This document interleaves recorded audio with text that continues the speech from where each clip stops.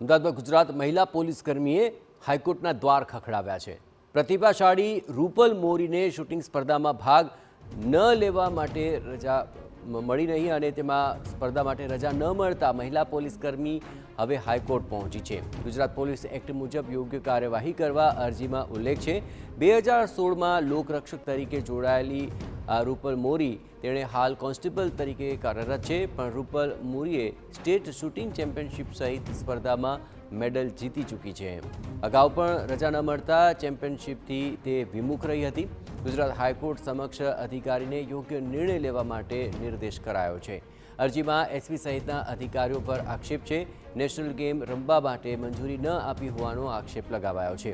વડોદરાથી દાહોદ બદલી કરી દેવામાં આવી હોવાનો પણ આક્ષેપ લગાવાયો। અરજી મુદ્દે 23 જાન્યુઆરીના રોજ વિગતવાર સુનાવણી હાથ ધરાશે।